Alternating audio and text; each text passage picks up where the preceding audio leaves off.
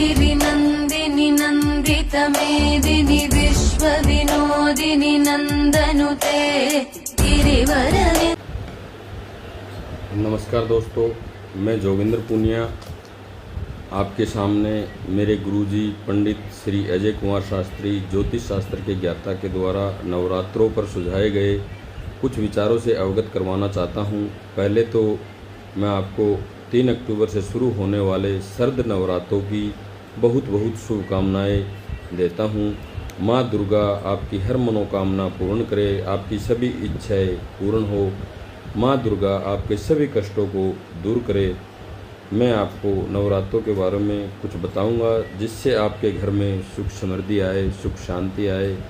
माँ दुर्गा आपके सभी कष्टों को दूर करे, ऐसा मैं कुछ आपको विधान बताने जा रहा हूं।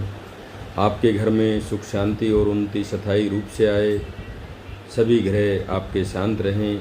आज मैं आपको बताऊंगा कि नवरात्रे क्यों करते हैं और नवरात्रों का क्या महत्व है और उनको कैसे करना चाहिए जिससे हमारे घर में सुख शांति बनी रहे। नवरात्रे जैसे नाम से ही पता लगता है, 9 दिन और 9 रातों के नवरात्रे होते हैं और इनमें 9 देवियों की पूजा होती है। मैं वीडियो को ज़्यादा लंबा ना बनाकर शॉर्ट में आपको बताता हूँ कि 9 देवियाँ हैं और 9 ग्रह होते हैं। हमारी 9 देवियाँ हैं और 9 ही ग्रह होते हैं। नवरात्रों में हम नवांग मंत्र का जाप करते हैं। आप सबको नवांग मंत्र के बारे में पता होगा, नहीं पता है तो मैं आपको बता देता हूँ।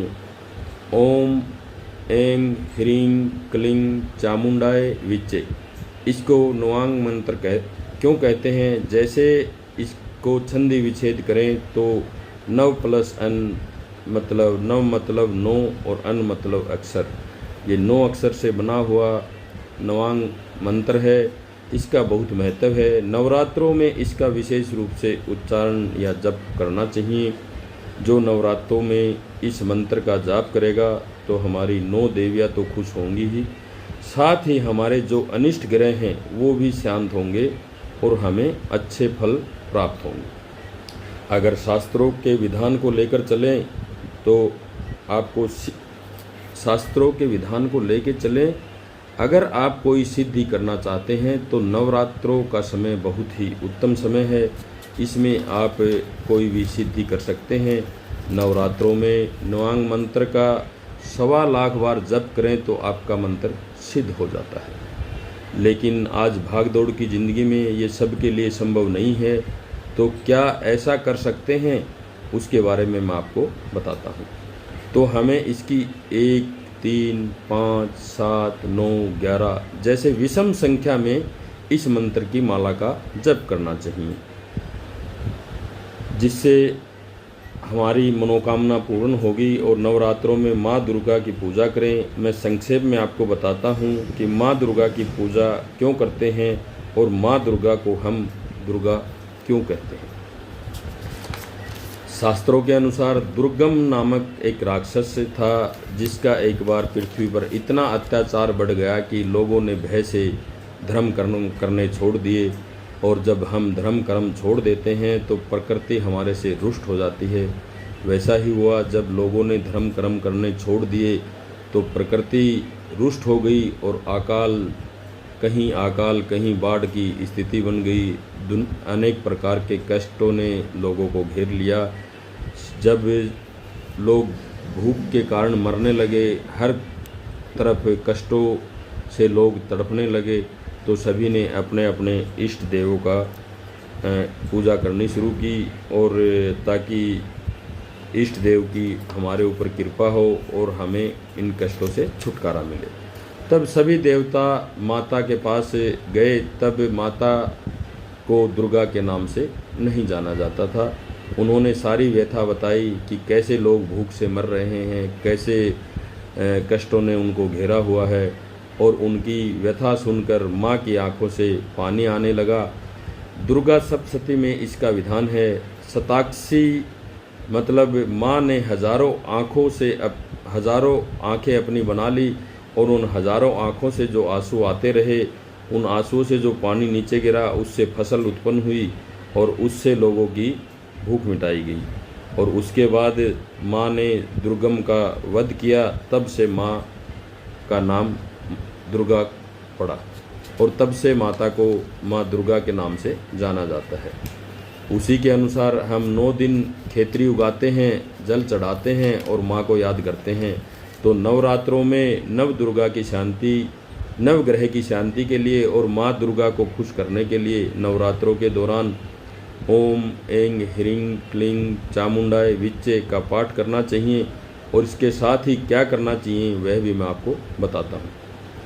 9 दिन देसी घी की अखंड ज्योत जलानी चाहिए, खेतरी लगानी चाहिए, मतलब जो लगाते हैं वो लगाने चाहिए, जल देना चाहिए, हर रोज़ घर के मंदिर में नए फूल चढ़ाने चाहिए और हर रोज़ ज्योत के पास ड्राई फ्रूट चढ़ाने चाहिए।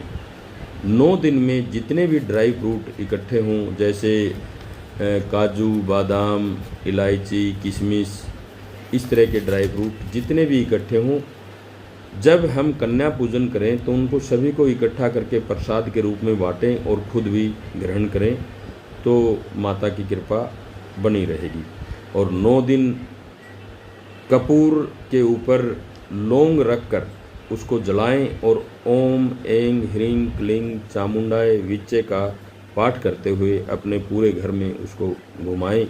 इससे घर की नकारात्मक एनर्जी खत्म हो जाएगी, घर में सुख शांति आएगी, सुख समृद्धि आएगी, घर के कष्टों का नाश होगा, नवग्रह अपने खुश होंगे।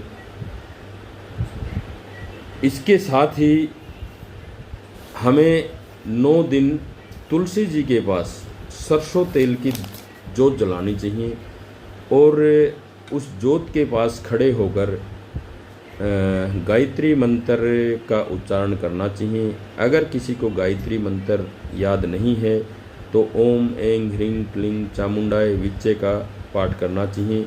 इन तुलसी जी के पास सरसों तेल की जोत जलानी चाहिए और उस जोत के पास खड़े होकर गायत्री मंत्र का उच्चारण करना चाहिए। अगर किसी को गायत्री मंत्र याद नहीं है तो ओम ऐं ह्रीं क्लीं चामुंडाय विच्चे का पाठ करना चाहिए, जिससे घर की पूरी नकारात्मक ऊर्जा खत्म हो जाएगी और सकारात्मक ऊर्जा उत्पन्न होगी, जिससे घर में सुख शांति आएगी, सुख समृद्धि आएगी। मैं एक बार फिर आपको नवरात्रों की बहुत बहुत शुभकामनाएं देता हूं और जल्द ही आपके लिए नई वीडियो लेकर आता हूं। अगर आपको वीडियो ज्ञानप्रद लगी हो तो वीडियो को लाइक करें, शेयर करें और कमेंट करें तथा नई वीडियो के लिए चैनल को सब्सक्राइब करें और घंटी वाला बटन तो दबा ही दें ताकि नई वीडियो आते ही आपको नोटिफिकेशन मिल जाए। मैं आपको सब्सक्राइब, लाइक, कमेंट के लिए और घंटी वाले बटन दबाने के लिए इसलिए कहता हूं ताकि ये मेरे गुरुजी के द्वारा बताए गए छोटे छोटे उपाय आपकी ज़िंदगी में जो कष्ट आते हैं उनको दूर करें, आपके ज़िंदगी में सुख समृद्धि आए, सुख शांति आए। और इसके साथ ही मैं अपनी वाणी को विराम देता हूं और अंत में मैं आपको जय माता दी कहकर प्रणाम, सत श्री अकाल, नमस्कार।